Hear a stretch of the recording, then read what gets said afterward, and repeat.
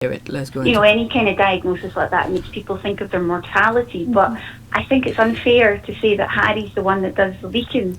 I mean, it's already been confirmed by Cara Malone on this show, and also the fact that Camilla's pal wrote in the newspaper that Harry didn't want her in the room when he spoke to his father, and she shouldn't have been in the room. He was speaking to his dad. I think it's unfair to put all the blame on Harry and Meghan.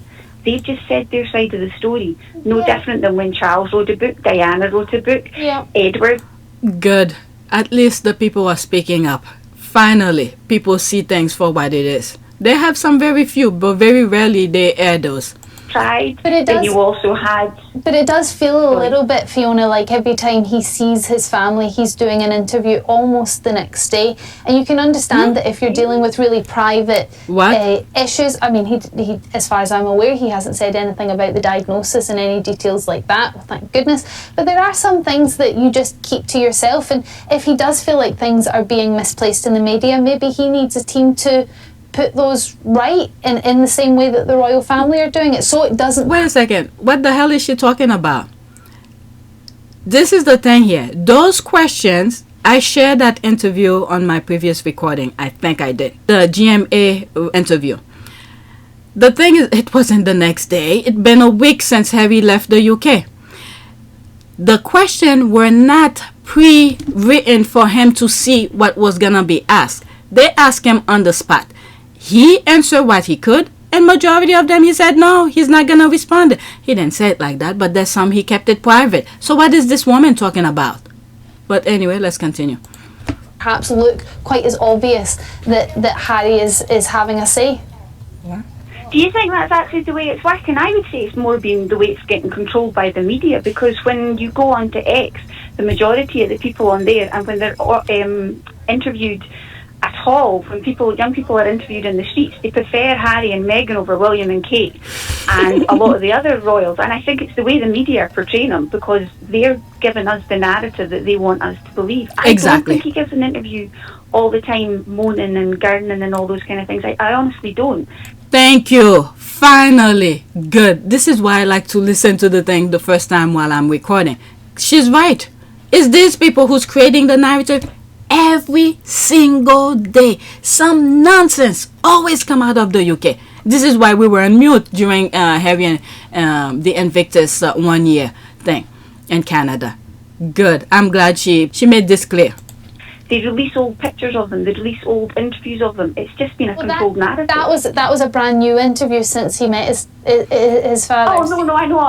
Of course she knows that. It's because this is what I stopped before, and I said Harry left the UK like a week ago, but she said the next day that the woman was wearing the yellow shirt, whatever she's wearing, yellow. Okay, she said the next day, as if Harry, right after Harry saw his father, Harry gave an interview. That's what she phrased her. Let me rewind it. Let me see. Maybe it's in my head. Like maybe around here, maybe. Wrote a book. Yeah. Edward tried. But it does. And you also had. But it does feel a little bit, Fiona, like every time he sees his family, he's doing an interview almost the next day. And you can understand that if you're dealing with. There it is. This is the thing. She make it seem like the interview that happened yesterday is right after Harry saw the father. So it's on you, woman. Whatever her name is. Wow. And the woman responded perfectly. It's the narrative you guys are creating every day. And they're like, but he did this interview yesterday. Of course she knew. But this, what you just said here, you try to frame it as if Harry did it the following day. He saw his father. On Harry and Meghan.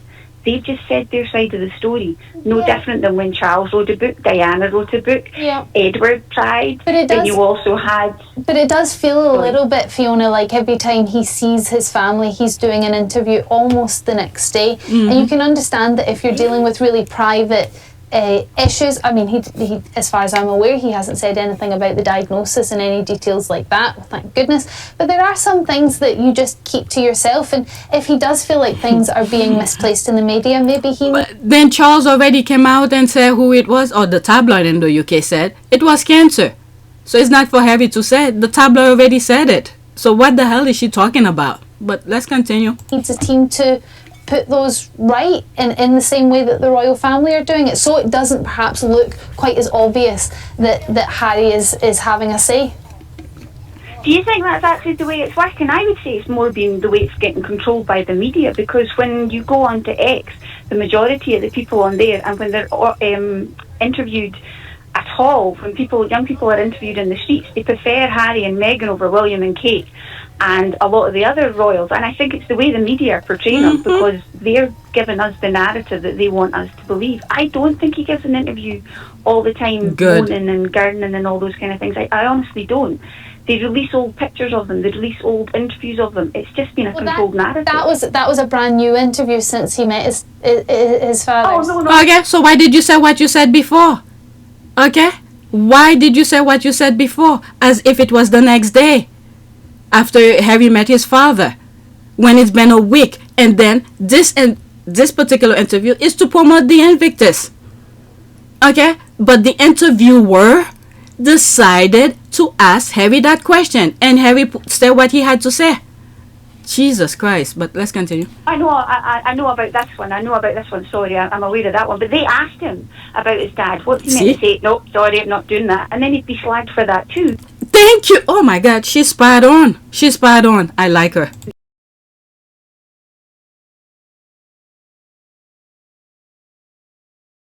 Nearly 4 years ago, the Duke and Duchess's every move has made headlines. And just last week, an unexpected diagnosis for Harry's father, King Charles. How did you get the news that the king was ill? I spoke to him. And what did you do next? I jumped on a plane and went to go and see him as soon as I could. How was that visit for you emotionally?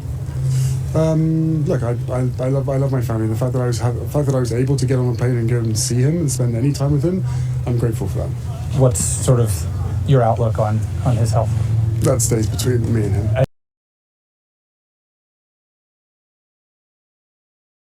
Your outlook on his health? That stays between me and him. That stays between me and him. An illness in the family can have a galvanizing or sort of reunifying effect for a family. Absolutely. Is that possible in this case? Yeah, I'm sure. Throughout all these families, I see it on a day-to-day basis.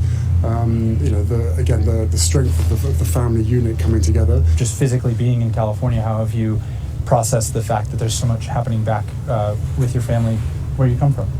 I have my own family, right? So as we all do, yeah. Right? So, my family and my life in California is as it is. My family and my life in California is as it is. I will... He's making it clear, okay? He has his family. His family is in California. Good.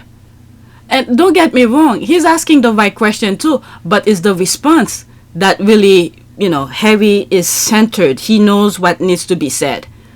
Alright, so, the tabloid in the UK will still make noise no matter what. But let's continue. I've got other trips planned that would take me through the UK or back to the UK. So, I'll stop in and see my family as much as I can. That's my next question about your family. How's Harry the dad? How's what? How's Harry the dad? I can't tell you. That's classified. Okay, it's top secret. It's top secret. Really? No, the kids. Making lunches. The kids are doing great. The kids are growing up like all kids do, very, very fast. They've both got an incredible sense of humour and make us laugh and keep us grounded every single day, like most kids do. So, I'm just very grateful to be a dad. How are you enjoying your time living in the US? It's amazing. I love every single day. Do you feel American? Do you know what I mean? Yeah.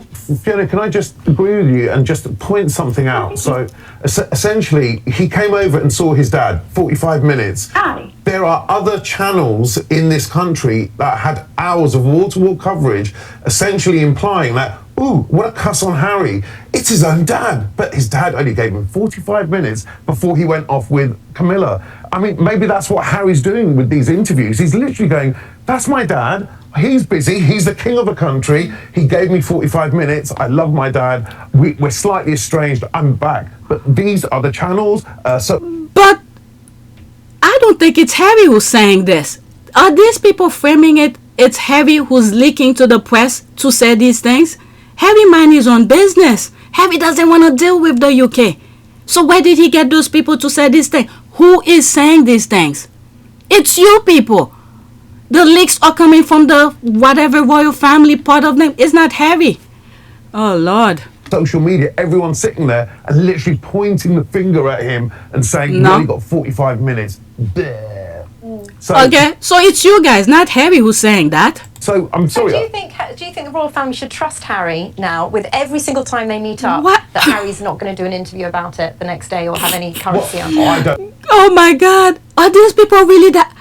I can't believe what I'm hearing here. I swear if Harry sued them about this, that would be huge.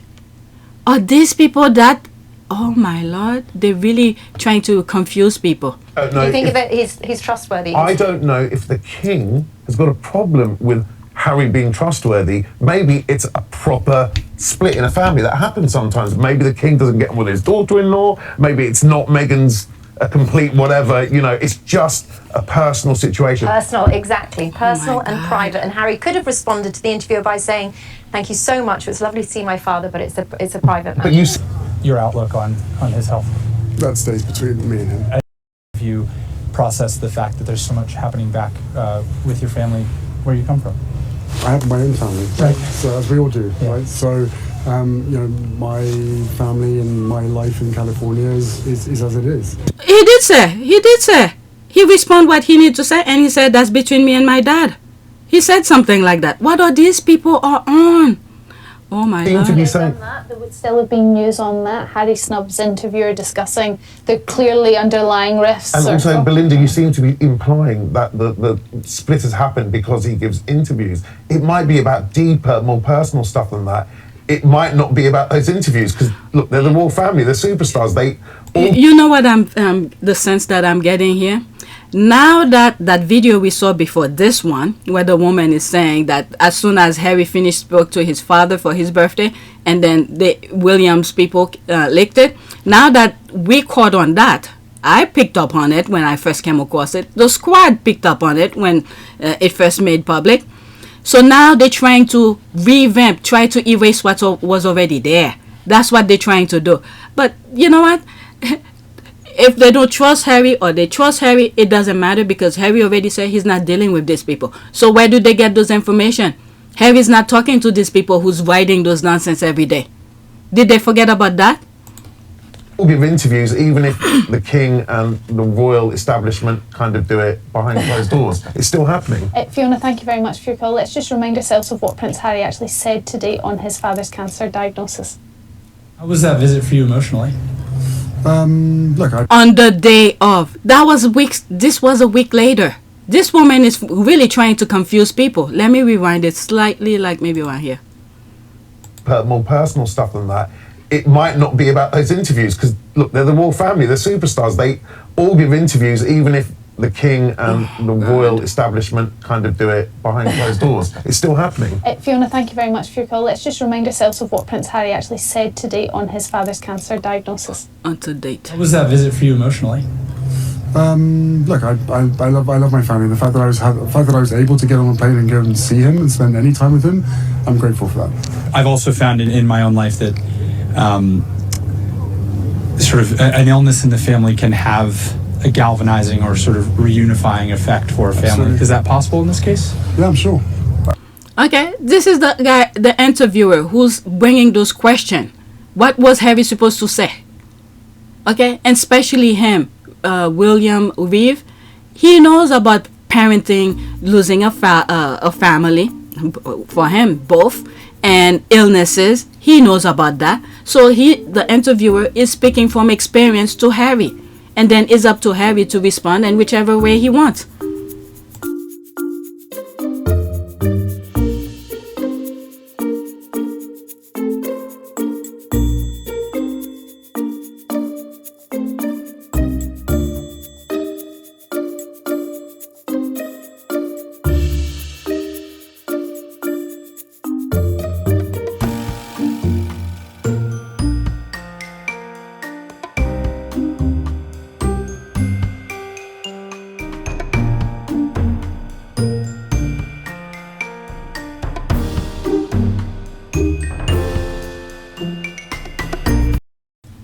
I mean, throughout all these families, I see it on a day-to-day basis. The strength of the family unit coming together. I think any illness, any sickness brings families together. We've got Janet from Leicester now. So what did he say that was wrong here? What did Harry say that was wrong or intrusive or anything like that? These people are really crazy over there. On the phone, Janet, what's your thoughts on this? Do you think the cancer diagnosis could repair the royal rift? As Harry seems optimistic. Absolutely, I agree with Harry, and it's actually a good thing to hear him say what he's just said. But there is a problem, and the problem is not Harry. I think the problem is the media and the British public. Let me make something very clear to you. In this interview has actually not aired yet, so we do not know the full context of what Harry has said. Even with the little clip you've just shown, Harry did not specify what sort of cancer his dad has.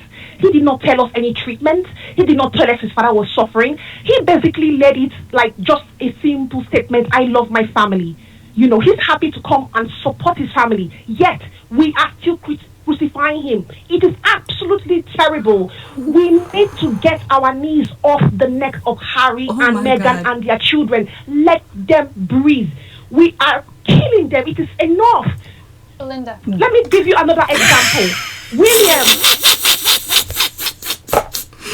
She's not letting the woman get away. Good. This is what the British people need to do. When the opportunity comes, put these freaking idiots in their place. Good. And this is the distinction Harry was making a while back. The racism is not the British people, it's the media. Good. This is really good. I like that. Let's continue. A few days after his dad's diagnosis was made public, William attended an event for the air ambulance, which he's a patron of, and he said the same thing. Thank you, everybody, for supporting my family. Nobody crucified him. William didn't say, no, it is a private matter, don't talk to me. He basically said, thank you for your support, and that is exactly what Harry has done. Janet, yes, I just want you to breathe a minute so Belinda can get a response in, because you've got valid comments there. Listen, I understand your question. I think the language you use is quite extreme. What language did the woman use that extreme? Telling you the truth? We've got the foot on the necks of Harry and Meghan at all. Nobody forced them to go on their worldwide privacy tour and pretty much sell everything they could on their royal family. Telling their truth because you guys refuse to leave them alone, and you create this narrative about them that was not about them at all. That wasn't them at all. So they had to tell their truth so people knows in the future. Okay, it's just setting the record straight. And there you guys are again trying to say something that's not exactly what it is. Oh my Lord. Netflix, Oprah, the book was Air or whatever it was called that Harry wrote. No one forced them to get more publicity, more exposure. And then it wasn't Harry and Meghan who said they wanted privacy. Didn't you have an expectation that you're going to have to lose privacy? Well, it's two things here. That's part of the deal. Two things here. I think everyone has a basic right to privacy. Basic, right? Mm-hmm. And we're not talking about anything that anybody else wouldn't expect. So if you're at work and you have a photograph of your child on your desk and your coworker says, "Oh my gosh, your kid's so cute. That's fantastic. Can I see your phone so I can see all the pictures of your child?" You go, "No, this is the picture I'm comfortable sharing with you." And then if they double down and say, "No, but you already showed me that one, so you have to show me everything." You know what? I'm just going to hire someone to sit in front of your house or hide in the bushes and take pictures into your backyard because you've lost your right to privacy because you shared one image with me. Mm-hmm. That's sort of the flawed argument and its operating mechanism that they're confusing people to think. I think life is about being able to share our stories and share parts of our lives that you're comfortable with. There's no one who's on Instagram or social media that would say, because I shared this one picture, that entitles you to have my entire camera roll. Go ahead, look through it. No one would want that. So it's about boundaries, and it's about respect. They've created a false narrative. I've never talked about privacy. They literally told us that. And this is the narrative you guys continue moving forward with. Oh, what's that, Piers Morgan? Oh, if you want privacy, go back to America. If you want to be private, go back to America and live privately. It's pretty straightforward. Okay, I have to give him credit for that, for giving the idea for them to leave. So they left.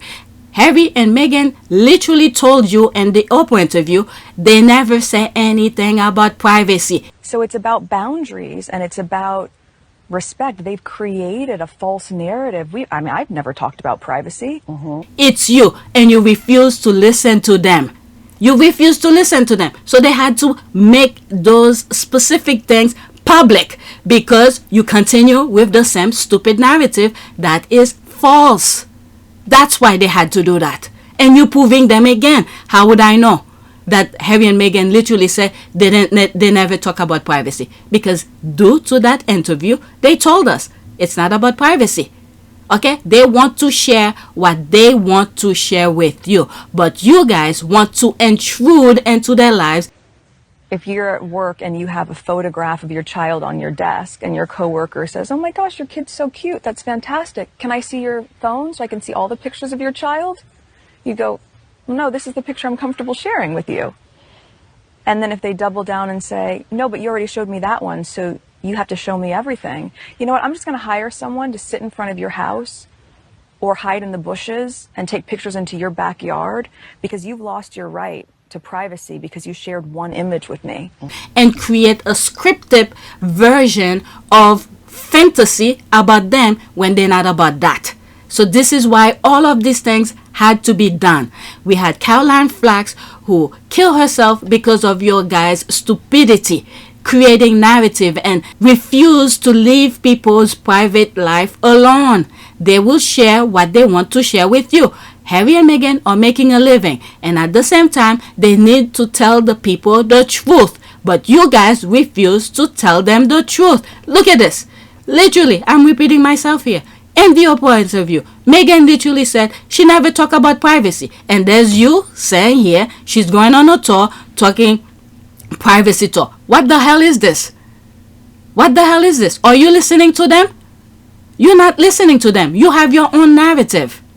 I find it hard to see who is the winner here. I mean, Prince Harry goading the press is only and forcing the press into humiliating payouts. We're going to see some sort of state regulation of the press. I genuinely hope not. I don't want the press to be in a last chance saloon at all. I want to see newspapers thrive. This is my industry, and I think it's in all our interests that we have a thrive. And we've got the most wonderful newspapers in the world in this country. You read the newspapers in the States or in France, they're very dull. They're not entertaining at all. I think that we can have both a serious and an entertaining press. And that's what I want to see survive. I don't want to see Prince Harry destroy the industry I love. And this over there, the interview that Harry did was to promote Invictus. Okay? And that question arises, and he responds the best way he knows how. Oh my Lord. Let's move it back. It's almost done. I think the language you use is quite extreme. I don't think we've got the foot on the necks of Harry and Meghan at all. Nobody forced them to go on their worldwide privacy tour and pretty much sell everything they could on their royal family. Netflix, Oprah, the book was Air. You guys make money off of them, so they're doing exactly what you did, but with their own story. You create stories about them, making money off of them, so they're making money off of their own story. So there's nothing wrong with that. Or whatever it was called that Harry wrote. No one forced them to get more publicity, more exposure. And when you put yourself out in the limelight. So it's about boundaries and it's about respect. They've created a false narrative. I've never talked about privacy. Especially after such a controversial split and very much unsubstantial. No, you guys made it very controversial. It became unbearable for them, so they had to leave. substantiated accusations against the royal family that they put forward and made a family suffer a lot because, as I've said, they can't defend themselves publicly at these accusations Harry leveled. Why not? You guys, they hide behind you guys. The royal family hide behind you guys. Much of the negativity towards the couple is coming from within the royal family. The royal family and staff of the royal family are the ones that are very often leaking these stories to the press. To say the narrative that the institution wants to say. Harry grew up, you guys forgot. It's not like Meghan who's saying what she saw the few moments she was over there. It's Harry. He was born in there. He knows the ins and outs of the institution. So he told his side of the stories from the time he was born over there. So again, one of the reasons why I wrote this book is every word in that book is mine. And I realized that especially... What do you mean by that? Because the amount of unnamed sources that have fed information to the British tabloids about me and my wife and my family. You have a source, true and it's you. and not true. I am the source of that book. Okay? So it's not a made-up thing. And many of you literally come out and said the stories are coming from the royal family. It's been 17 months since you saw his dad. Last saw him at the coronation where he was sullen. Maybe that's not... I'm sorry, no, you don't wait until your dad has cancer. No, we don't know whether they've been speaking over the telephone. We do know, Jerry. Well, no, we know because some reporter has mentioned it. We do know that they did speak on his birthday and Wills's people immediately leaked that phone call to the press. So what the hell are you talking about, woman? At them, then they are responsible and accountable for some of the response to that, some of the backlash to being so public, going around the world, you know. You're the one who's creating those narratives and they're responding to it. There's no backlash. You're creating the backlash of nonsense you started from the beginning. You guys, the media, started the nonsense and Harry had to respond. And now you're upset that Harry is responding back. Jesus Christ, this woman, whew. Shouting out about what they're unhappy about. Of course they're going to get a response. They're very privileged, very rich couple who've enjoyed living off the family name.